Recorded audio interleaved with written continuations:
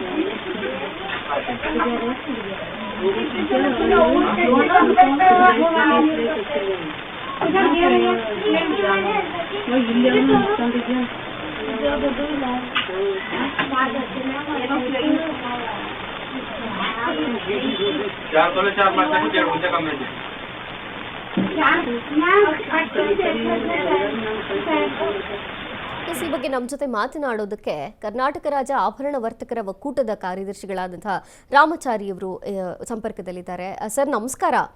ಈಗ ಈ ಅಂಗಡಿಯಲ್ಲಿ ಚಿನ್ನದ ಕಳ್ಳತನ ಆಗ್ತಿರೋದನ್ನ ನೋಡಿದ್ರೆ ಮೊದಲೇ ಚಿನ್ನದ ರೇಟ್ ಗಗನಕ್ಕೆ ಏರ್ತಿದೆ. ಇವತ್ತು ಇನ್ನೂ ಹೆಚ್ಚಳವಾಗಿರುವಂತದ್ದು. ಬೆಳಿಗ್ಗೆ ಈ ತರ ಬೂರ್ಖಾಧಾರಿಗಳು ಅಂದ್ರೆ ಬೂರ್ಖಾ ಹಾಕೊಂಡೋ ಅಥವಾ ಮಾಸ್ಕ್ ಹಾಕೊಂಡೋ ಬಂದು ಈ ತರ ಕಳ್ಳತನ ಮಾಡ್ತಾರಲ್ಲ, ಇದಕ್ಕೆ ತಡೆನೇ ಇಲ್ವಾ ಅಂತ? ಇಲ್ಲ, ನಾವಿವಾಗ ಉತ್ತರ ಭಾರತದಲ್ಲಿ ಇದಕ್ಕೆ ನಿಷೇಧ, ಆಭರಣ ವ್ಯಾಪಾರಿಗಳು ನಿಷೇಧ ಹೇರಿದ್ದಾರೆ. ಏನು ಬುರ್ಕಾ, ಮಾಸ್ಕು, ಹೆಲ್ಮೆಟ್ ಯಾವುದೇ ತರ ಮುಖ ಮುಚ್ಕೊಂಡು ಬರುವಂತದ್ದು ಬರೋರ್ಗೆ ಅಂಗಡಿ ಒಳಗೆ ಪ್ರವೇಶ ಇಲ್ಲ ಅಂತ ನಾವು ಕೂಡ ಈ ಬಗ್ಗೆ ಯೋಚನೆ ಮಾಡ್ತಾ ಇದೀವಿ. ಯಾಕೆಂದ್ರೆ ಸೆಕ್ಯೂರಿಟಿ ದೃಷ್ಟಿಯಿಂದ ಬೇರೆ ಯಾವುದೇ ನಾವೆಲ್ಲ ವ್ಯಾಪಾರಿಗಳು, ಬೇರೆ ಯಾವುದೇ ರಾಜಕೀಯ ಕಾರಣಗಳು ನಮಗ್ ಬೇಕಾಗಿಲ್ಲ. ಮಾಸ್ಕ್ ಹಾಕೋರು, ಬುರ್ಕಾ ಹಾಕೋರು, ಹೆಲ್ಮೆಟ್ ಹಾಕೋರು ಇವರೆಲ್ಲನೂ ನಾವು ಅಂಗಡಿ ಒಳಗೆ ಬಿಟ್ಕೋಬಾರ್ದು, ಅಂಗಡಿ ಒಳಗೆ ನಿಷೇಧಿಸಬೇಕು ಅನ್ನೋ ಚಿಂತನೆ ನಡೀತಾ ಇದೆ. ಜನರಲ್ ಬಾಡಿ ಒಳಗೆ ಅದ್ರ ಬಗ್ಗೆ ತೀರ್ಮಾನ ಆಗ್ತದೆ. ಯಾಕೆಂದ್ರೆ ಇದು ತುಂಬಾ ದೊಡ್ಡ ಸಬ್ಜೆಕ್ಟ್ ಆಗಿರೋದ್ರಿಂದ ಜನರಲ್ ಬಾಡಿಲಿ ತೀರ್ಮಾನ ಆಗ್ಬೇಕು. ಜನರಲ್ ಬಾಡಿಲಿ ತೀರ್ಮಾನ ಆಗ್ತದೆ. ತೀರ್ಮಾನ ಆಗಿ ಇಲ್ಲೂ ಕೂಡ ಅಂತ ಒಂದು ನಿಯಮನ ನಾವು ಸದ್ಯದಲ್ಲೇ ಜಾರಿ ತರ್ತಾ ಇದೀವಿ. ನೋಡಿ, ಇವತ್ತು ಸೆಕ್ಯೂರಿಟಿಗಳಿಲ್ಲ, GST ಸಮಸ್ಯೆ, ಬೇಕಾದಷ್ಟು ಸಮಸ್ಯೆಗಳು ಆಭರಣ ವ್ಯಾಪಾರಿಗಳು ಎದುರಿಸ್ತಾ ಇದೀವಿ. ಇಂಥ ಸಂದರ್ಭದಲ್ಲಿ ಈ ರೀತಿ ಬಂದು ತಗೊಂಡು ಹೋಗುವಂತದ್ದು ತುಂಬಾ ದೊಡ್ಡ ಸಮಸ್ಯೆ. ಪೊಲೀಸ್ ಕೇಸ್ ಆದಾಗ ಪೊಲೀಸ್ನವರು ಈ ಅಂಗಡಿಯವರು ಅಂದ ತಕ್ಷಣ ಅವ್ರಿಗೆ ಅದೊಂಥರದ ದುಡ್ಡಿರ್ತದೆ ಬಿಡಪ್ಪ ಅಂತಾರ, ಒಂಥರದ ವಿಚಿತ್ರವಾದ ಧೋರಣೆ. ಈ ಕಡೆ ಅಲ್ಲಿ ಒಡಬೇನು ಹೋಗಿರ್ತದೆ, ಪೊಲೀಸ್ ಸ್ಟೇಷನ್ ಅಲ್ಲೂ ಖರ್ಚು ಮಾಡ್ಬೇಕಾಗತ್ತೆ. ಸೊ ಈ ತರದ ಸನ್ನಿವೇಶಗಳು ಇದೆ ಮೇಡಮ್. ಇದನ್ನ ನಿಜವಾಗ್ಲೂ ನಾನು ಖಂಡಿಸ್ತೀನಿ. ಇಂಥ ಒಂದು ವ್ಯವಸ್ಥೆ ವಿರುದ್ಧ ನಾವು ಹೋರಾಟ ಮಾಡ್ಬೇಕು. ಸರ್, ಈಗ ನೀವು ಹೇಳ್ತಿರೋ ಪ್ರಕಾರ ಬುರ್ಕಾ ಹಾಕೊಂಡವ್ರು ಇರ್ಬೋದು, ಮಾಸ್ಕ್ ಹಾಕೊಂಡವ್ರು ಇರ್ಬೋದು, ಹೆಲ್ಮೆಟ್ ಹಾಕೊಂಡು ಇಂಥ ಕಾನೂನು ತರೋದು ಒಳ್ಳೇದೇ, ಆದ್ರೆ ಆ ಸಮುದಾಯ ಒಪ್ಕೊಳತ್ತಾ ಅಂತ? ಅಲ್ಲ, ಇಲ್ಲಿ ಸಮುದಾಯದ ಮಾತು ಬರಲ್ಲ. ಇಲ್ಲಿ ನೀವು ಸೌದಿ ಅರೇಬಿಯಾದಲ್ಲಿ ಅಥವಾ ದುಬೈ ಗೋಲ್ಡ್ ಮಾರ್ಕ್ ಅಲ್ಲಿ ಯಾರು ಬುರ್ಕ ಹಾಕೊಂಡು ವ್ಯಾಪಾರ ಮಾಡಕ್ಕಾಗತ್ತಾ? ಯಾವ ದೇಶದೊಳಗೆ ಇಸ್ಲಾಂ ಮುಟ್ತೋ ಯಾರು ಒರಿಜಿನಲ್ ಮುಸ್ಲಿಮ್ಸೋ ಅವರೇ ಅದನ್ನ ಪಾಲನೆ ಮಾಡಲ್ಲ.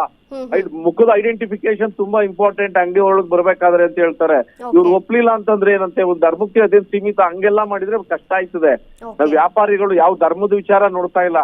ಮಾಸ್ಕ್ ಹಾಕೊಂಬಂದ್ರೆ ಹಿಂದೂಗಳು ಇರ್ಬೋದು, ಹೆಲ್ಮೆಟ್ ಹಾಕೊಂಬಂದ್ರೆ ಹಿಂದೂಗಳು ಇರ್ಬೋದು, ಬುರ್ಕ ಹಾಕೊಂಬಂದ್ರೆ ಮುಸಲ್ಮಾನರು ಇರ್ಬೋದು.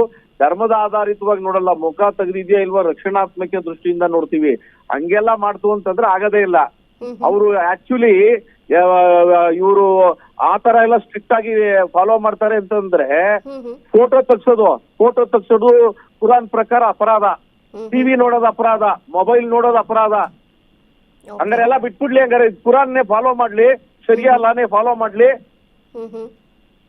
ಶರಿಯಾ ಲಾನಕ್ ಇವ್ರು ಯಾರು ಫಾಲೋ ಮಾಡ್ತಾರ ಇವ್ರು? ಆಮೇಲೆ ಮುಸ್ಲಿಮಾನೇತರರ ಜೊತೆ ವ್ಯವಹಾರ ಮಾಡಂಗಿಲ್ಲ ಕುರಾನ್ ಪ್ರಕಾರ ಅಲ್ವಾ? ಹಂಗಾರೆ ಮಾಡ್ಬಾರ್ದಲ್ವಾ ಇವ್ರು? ಈಗ ಧರ್ಮವನ್ನ ಸ್ಪಷ್ಟವಾಗಿ ಬರೀ ಕೆಲವು ಕಳ್ತನ ಮಾಡಕ್ ಮಾತ್ರ ಬೇಕಾ? ಬೇರೆದಕ್ಕೆಲ್ಲ ಧರ್ಮ ಬೇಡವಾ? ಬೇರೆ ಧರ್ಮ ಶರೀಯತ್ ಕಾಲ. ಆಮೇಲೆ ಇದಕ್ಕೆ ಇಂಡಿಯನ್ ಇವಾಗ ನಮ್ದು BNS ಯಾಕೆ ಬೇಕು ಇವ್ರಿಗೆ? ಶರಿಯಾ ಲಾ ತಗೊಳ್ಳಿಕ್ಕೆ ಕೈ ಕಟ್ ಮಾಡ್ತಾರೆ, ಕಾಲ್ ಕಟ್ ಮಾಡ್ತಾರೆ, ಕಣ್ ತೆಗಿತಾರೆ, ಕಲ್ಲಲ್ಲಿ ಹೊಡಿಬೇಕು. ಆತರ ಶರಿಯಾ ಲಾ ತಗೊಳ್ಳಿಕ್ಕೆ ಅಪರಾಧಿ ಕಾನೂನುಗಳಿಗೆ ಮಾತ್ರ ಇವ್ರಿಗೆ ಭಾರತದ ಕಾನೂನು ಬೇಕು, ಹಿಂದೂ ಕಾನೂನು ಬೇಕು. ಆಯ್ತಾ? ಇದಕ್ ಮಾತ್ರ ಸಿವಿಲ್ ಆಗಿ ಮಾತ್ರ ಮುಸ್ಲಿಂ ಕಾನೂನು ಬೇಕು ಅಂತಾರೆ. ಈ ರೀತಿ ಧೋರಣೆಗಳು ಈ ರಾಜಕೀಯ ಏನು ಮೇಲಾಟದಿಂದ ಹಿಂಗಾಗೈತೆ. ವ್ಯಾಪಾರ ಎಲ್ಲ ಹಿಂಗೆ ಹಾಳಾಗೋಗೋದು. ಹಂಗಂದ್ರೆ ಶರಿಯಾ ಲಾ ಫಾಲೋ ಮಾಡ್ಲಿ, ಹಿಂದೂಗಳ ಜೊತೆ ವ್ಯವಹಾರ ಪಾರದರ್ಶಕವಾಗಿ ವ್ಯಾಪಾರಗಳು ನಡಿಬೇಕು ಅನ್ನುವಂಥದ್ದು ಮಾತ್ರ ನಮ್ಮ ಉದ್ದೇಶ ಅನ್ನುವಂಥದ್ದು. ಅದೇ ವ್ಯಾಪಾರ ನಡಿಬೇಕು, ಸೆಕ್ಯೂರಿಟಿ ದೃಷ್ಟಿಯಿಂದ ಇರ್ಬೇಕಲ್ವಾ ಮೇಡಮ್? ನಾನು ಹೇಳಿಲ್ವಾ, ಪಾಸ್ಪೋರ್ಟೇ ಮಾಡಂಗಿಲ್ಲ ಇವ್ರು, ಬೇರೆ ದೇಶಕ್ಕೆ ಹೋಗಂಗಿಲ್ಲ. ಏನು ಉಮ್ರಾ ಹಜ್ ಎಲ್ಲ ಹೋಗ್ತಾರಲ್ಲ, ಅಲ್ಲಿ ಫೋಟೋ ತೆಗ್ಸೋದು ಆರಾಮ್ ಅಂತ ಹೇಳ್ತಾರೆ, ಬಾರಿ ಸ್ಟ್ರಿಕ್ಟ್ ಆಗಿ. ನಾನು ಪೂರ್ತಿ ಓದಿದ್ದೀನಿ ಕುರಾನ್, ಅದಕ್ಕೆ ಕೇಳ್ತಾ ಇದ್ದೀನಿ. ಆಯಾತಸ್ಗಳಲ್ಲಿ ಬಾರಿ ಕ್ಲಿಯರ್ ಆಗಿ ಹೇಳ್ತಾರೆ. ಪಿಕ್ಚರ್ ತೆಗಿಯೋದು, ಪಿಕ್ಚರ್ ನೋಡೋದು, ಫಿಲಂ ನೋಡೋದೇ, ಟಿವಿ ನೋಡೋದೇ ಅಪರಾಧ. ಕಟ್ ಮಾಡ್ಬಿಡಿ, ಅವ್ರ ಕಣ್ಣನ್ನು ತೆಗೆದ್ಬಿಡಿ ಅಂತ ಹೇಳ್ತದೆ. ಸರಿಯಲ್ಲ, ಅವ್ರ ಕಣ್ಣು ಕಿತ್ತಾಕಿ ಅಂತ ತಿಳಿಸ್ಬಿಡ್ತಾರ ಇವರೆಲ್ಲ. ಮತ್ತೆ ಬರೀ ಈ ಅಪರಾಧ ಮಾಡಕ್ಕೆ ಬುರ್ಕ ಹಾಕೊಂಡು ಓಡಾಡೋಂಥದ್ದಲ್ಲ. ನಾವು ಯಾವುದೇ ಧರ್ಮದ ಆಧಾರವಾಗಿ ವ್ಯಾಪಾರನ ನೋಡ್ತಾ ಇಲ್ಲ, ನೋಡಬಾರ್ದು. ನಾವು ಈ ದೇಶದ ಕಾನೂನು ಸೆಕ್ಯೂರಿಟಿ ಏನಿರ್ತದೆ ಅದನ್ನ ಅನುಸರಿಸ್ಕೊಂಡು ಹೋಗ್ಬೇಕು. ನಮ್ಗೆ ಯಾರು ಹಿಂದೂ ಮುಸ್ಲಿಮ್ಸು ಆ ರೀತಿ ಯಾರು ಇಲ್ಲ. ನಮ್ಗೆ ತುಂಬಾ ಜನ ಮುಸ್ಲಿಮ್ಸು ಕಸ್ಟಮರ್ಸ್ ಅವ್ರೆ ಯಾರು ಬುರ್ಕ ಹಾಕೊಂಡ್ ಬರಲ್ಲ, ಒರಿಜಿನಲ್ ಆಗಿ ಬರೋರು, ವ್ಯಾಪಾರ ಮಾಡೋರು. ಈ ತರ ಮಾಸ್ಕ್ ಹಾಕೊಂಡ್ ಬರೋದಾಗ್ಲಿ, ಬುರ್ಕ ಹಾಕೊಂಡ್ ಬರೋದಾಗ್ಲಿ, ಇದು ಬೇಕು ಅಂತ ಕಳ್ಳತನ ಮಾಡೋಕೆ ಹಿಂಗೆ ಒಂದೊಂದ್ಸಲಿ ವೇಷ ತೊಟ್ಟು ಬರ್ತಾರ ಅಂತ. ಹೌದು, ಅಲ್ಲಿಗೆ ಈಗ ಹೇಳ್ತೀನಿ ಕೇಳಿ. ಇವತ್ತು ಧಾರ್ಮಿಕ ಆಚರಣೆಗಳಿಗೆ ಹೊರತುಪಡಿಸಿ ಅಲ್ಲ ಮೇಡಮ್. ಈಗ ನೀವು ಏನು ಪ್ರವಾದಿ ಮಹಮ್ಮದ್ ಪೈಗಂಬರ್ ಅವರ ವಂಶಜರ ಹೆಣ್ಣು ಮಕ್ಕಳೇ ಬುರ್ಕ ಹಾಕೊಳ್ಳಲ್ಲ. ಅಲ್ಲಿ ರಾಣಿ ಮಹಾರಾಜರು ಅವರೇ ಹಾಕಳ್ದೆ ಓಡಾಡ್ತವ್ರೆ, ನೋಡಲ್ವಾ ನಾವು? ಇವರೆಲ್ಲ ಇಲ್ಲಿ ಕನ್ವರ್ಟೆಡ್ ಮುಸ್ಲಿಮ್ಸ್. ಇವ್ರಿಗೆಲ್ಲ ಏನು ಅಂದ್ರೆ ಇಲ್ಲಿ ಕಾಲುಂಗ್ರ ಹಾಕತಾರೆ, ಹೂ ಮುಡ್ಕತಾರೆ, ಇವೆಲ್ಲ ಮಾಡ್ತಾರೆ, ಹಿಂದೂ ಕಲ್ಚರ್ ಅನುಸರಿಸ್ತಾರೆ. ಆಯ್ತಲ್ವಾ? ಅವ್ರಿಗೆಲ್ಲ ನೋಡಿ ಅವ್ರು ಮದುವೆ ಆಗಿರೋರೆಲ್ಲರೂ ಸುಮ್ಮನೆ ಇಲ್ದೇ ಇರೋದೆಲ್ಲ ಬೂಟಾಟಿಕೆ ಮಾಡ್ತಾರೆ. ರಾಜಕೀಯ ಕಾರಣಗಳಿಗಾಗಿ, ರಾಜಕೀಯಕ್ಕೋಸ್ಕರ ಆಮೇಲೆ ಕೆಲವೊಂದು ವಿನಾಯಿತಿ ಪಡಿಬೇಕು, ಕೆಲವೊಂದು ಕಾನೂನು ವಿರುದ್ಧ ಚಟುವಟಿಕೆ ನಡೆಸಬೇಕು ಅಂತ ಧರ್ಮನ ಮುಂದಕ್ಕೆ ತರ್ತಾರೆ. ಅದು ಹಿಂದೂ ತರ್ಲಿ, ಮುಸ್ಲಿಮಾನ್ ತರ್ಲಿ, ಕ್ರಿಶ್ಚಿಯನ್ ತರ್ಲಿ, ಸಿಖ್ ತರ್ಲಿ, ಅದು ಅಪರಾಧ. ಇದು ಸ್ಟ್ರಿಕ್ಟ್ ಆಗಿರ್ಬೇಕು. ಇವತ್ತು ವ್ಯಾಪಾರ ಅನ್ನೋದು ಬಾರಿ ಇಂಪಾರ್ಟೆಂಟ್. ಒಬ್ರು ಜೀವನ ಇರ್ತದೆ, ಒಂದು ಕುಟುಂಬ ಇರ್ತದೆ. ಅವ್ರ ಗತಿ ಏನಾಗ್ಬೇಕು? ಅಂಗಡಿ ಬಾಕ್ಲ ಹಾಕೊಂಡು ಹೋದ್ರೆ ಅವ್ನು ನಂಬಿರೋ ಕುಟುಂಬಗಳೇನಾಗ್ಬೇಕು? ಈ ನಿಟ್ಟಿನಲ್ಲಿ ನೋಡ್ಬೇಕಲ್ವಾ? ನೀವು ಧರ್ಮ ಒಪ್ಪಲ್ಲ ಅಂತಂದ್ರೆ ಬರ್ಬೇಡಿ ನೀವು. ಅಷ್ಟೇ ಹೇಳೋದು. ಇವಾಗ ಯಾರು ಇವಾಗ ನಾನು ಇವಾಗ ಫುಲ್ ಇದನ್ನ ಮಾಸ್ಕ್ ಹಾಕೊಂಡಿದ್ದೇನೆ, ಹೆಲ್ಮೆಟ್ ಹಾಕೊಂಡು ಒಂದ್ ಮುಸ್ಲಿಂ ಜ್ಯುವೆಲರಿ ಅಂಗಡಿಗೆ ಹೋದ್ರೆ ಅವ್ರು ಬಿಡ್ತಾರ ನಮ್ಮನ್ನ? ಇಲ್ಲೇ ಬೇಕಾದಷ್ಟೈತೆ ಶಿವಾಜಿನಗರದಲ್ಲಿ, ಬಿಡ್ತಾರ ಕೇಳಿ? ಫಸ್ಟ್ ತೆಗೆದ್ಬಿಟ್ಟು ಈಚೆ ಬಾ ಅಂತ ಹೇಳ್ತಾರೆ. ಸೊ ಹಂಗಾಗಿ ಈ ರೀತಿ ಧರ್ಮವನ್ನ ಮುಂದೆ ತಂದು ಈ ತರ ಮಾಡುವಂತದ್ದು ಏನೈತೆ, ಸೊ ಇದು ಅಪರಾಧ, ಖಂಡನೀಯ. ಇದಕ್ಕೆ ಕೆಲವು ರಾಜಕೀಯ ಕಾರಣಗಳು 20 ವರ್ಷದಲ್ಲಿ ರಾಜ್ಯ ಆಳದವರು ಏನೇನೋ ಹಾಳು ಮಾಡಿಟ್ಟವ್ರೆ. ಎಲ್ಲಿ ಇಸ್ಲಾಂ ಹುಟ್ಟಿದ್ಯೋ ಆ ನೆಲದಲ್ಲೇ ಇಲ್ಲ. ಸರಿ, ಈಗ ಈ ವಿಚಾರವಾಗಿ ನೀವು ಒಕ್ಕೂಟದಿಂದ ಕ್ರಮಗಳನ್ನ ಕೈಗೊಳ್ತೀರಿ ಹಂಗಾದ್ರೆ? ಇನ್ಮೇಲೆ ಹೌದು, ಜನರಲ್ ಬಾಡಿ ಇವಾಗ ನಾವು ಎಲ್ಲ ಇವಾಗ ಮೇಡಮ್ ಬರೋಂಗಿಲ್ಲ ಅಂತ ನೀವೇ ಕಾಯ್ದೆ ಮಾಡ್ತೀರಾ? ಇನ್ಮೇಲೆ ರೂಲ್ ಮಾಡ್ತೀವಿ. ಇವಾಗ ಕಾಯ್ದೆ ಅನ್ನೋದಕ್ಕಿಂತ ಏನು ಗೊತ್ತಾ, ಸ್ಥಳೀಯವಾಗಿ ಒಂದೊಂದು ಅಂಗಡಿ ಒಳಗೆ ಇದು ಏನೋ ಸೆಕ್ಯೂರಿಟಿ ದೃಷ್ಟಿಯಿಂದ, ರಕ್ಷಣೆ ದೃಷ್ಟಿಯಿಂದ ಅವರು CCTV ಹಾಕೋದು, ಬೇರೊಂದು ಕೆಲವು ಕ್ರಮ ತಗೊಳ್ಳುವಂಥದ್ದು ಆರ್ಟಿಕಲ್ 19 ಪ್ರಕಾರ, ಸಂವಿಧಾನದ 19ನೇ ಅನುಚ್ಛೇದದ ಪ್ರಕಾರ ವ್ಯಾಪಾರಿಗಳ ಹಕ್ಕು, ಆ ಹಕ್ಕನ್ನ ಚಲಾಯಿಸ್ತೀವಿ.